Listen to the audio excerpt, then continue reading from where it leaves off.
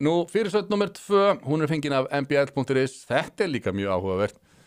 Sér ekkert að því að atkvæðamagn hafi breyst eftir á. Það Þórhildur Sunna Hævarsdóttir.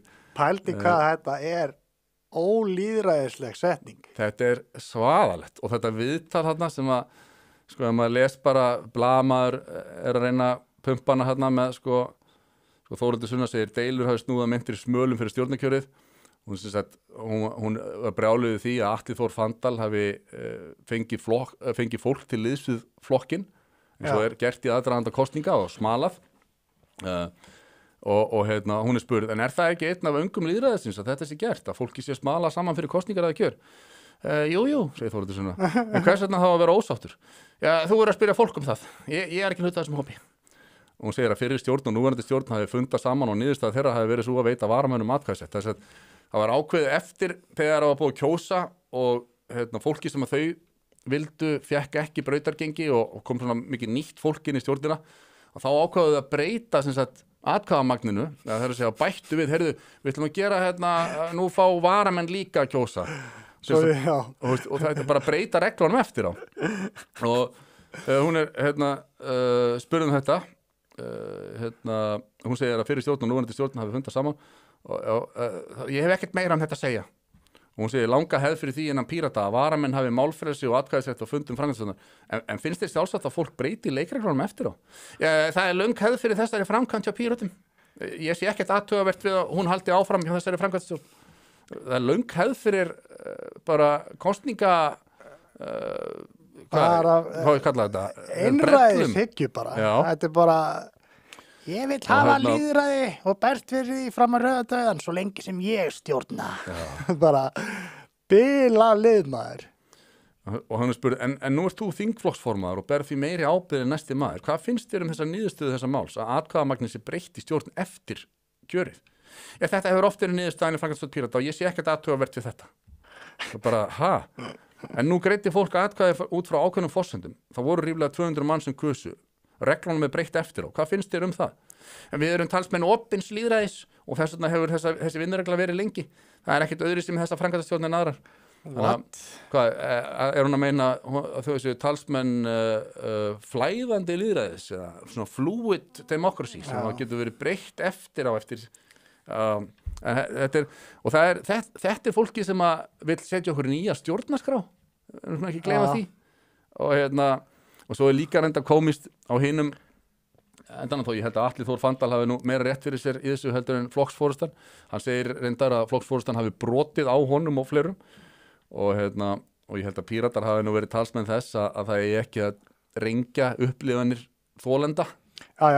En Atli, hann var mjög sárið því að þingflokkurinn tók saman á fundi einhver skjáskot úr Messenger eða Telegram spjalli hóps sem var eitthvað að undirbúa kosningarnar og það talaði hann að leka á gögnum og svona sem pínu komist komandi frá fyrrverandi framkvæmdastjóra Íslandsdeildar Transparency International en vill hafa allt bara gegnsætt og opið en auðvitað þetta þú veist, og flokkur sem talar persónuvernd og persónuverndar öryggi að fara að koma með einhver skjáskot úr einkasamtölum það eru margar bognar hliðar á þessu máli. Pældi að þetta lið myndi stjórna það væri alveg og eins og komið við fram var í skoðanakönnun á þessu bókun 35 máli, hvað fólki finnst það og það eru einu sem eru með því eru sem sagt Píratar, Vinstri græn og Samfylking og Viðreisn og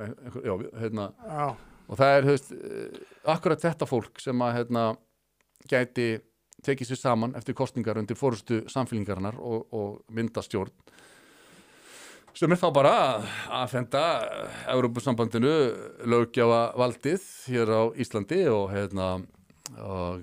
ganga í takt við samruna og meiri samþjöppun valds í Brussel. Það er að stoppa þetta sitt. Já, það er að stoppa þetta. En þetta er komist. Það er Halldór Auðar Svansson, hann var framkvæmdastjóri stjórnar í nokkra klukkutíma þangað til allt fór í háaloft. Atli Þór Fandal sem var nýráðinn samskiptastjóri flokksins, hann var rekinn af því að hann smalaði fólki í kosningarnar. Þú veist, þetta bara eins og Sovjetríkin bara. Já, þetta minnir einmitt, þú veist, eins og í myndinni Animal Farm, sko, eða bókinni hans Orwells sem að allir voru jafnir en bara sumir eru aðeins jafnari en aðrir.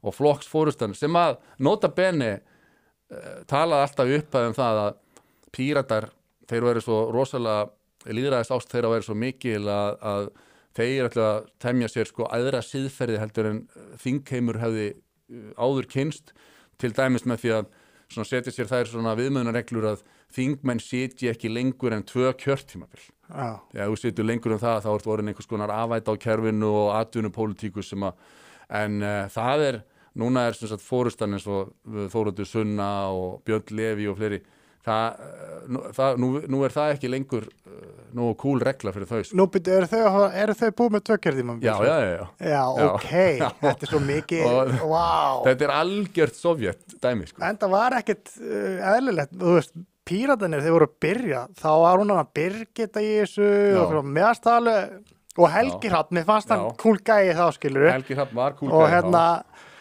Og þú veist, núna þetta bara eitthvað, hver að fara að kjósa þetta? Félagi minn í gær sagði mig, ég spurði hann hvernig hann ætlar að kjósa og hann sagði Pírata eða sósíalista. Sæll, hvaða félagi? Mjög góð félagi, mjög klárgöður, hann bara hann að skilur. Og þú veist, alla daginn var að kjósa sósíalista frekar en Pírata, sko. Bara, þú veist, guð minn góður, sko. En sér, þeir eru með öll þessi merki þegar vald spillir. Þeir eru búin að vera nógu lengi sko í valdastöðu að þá einhvern veginn þá verður þau spiltari og spiltari. Já, þetta hann að ensku, hann að power corrupts and power corrupts absolutely. Það bara algjörlega þannig og það það sem hefur alltaf fellt kommunisma og basically sem sósíalismi, hætti að skreita þessu með einhver öðrum orðum. Þetta bara það, skilur við. Það bara eitthvað svona lið sem fær völdin og sleppir þeim ekki. Nákvæmlega. Og já, þetta raun og veru sko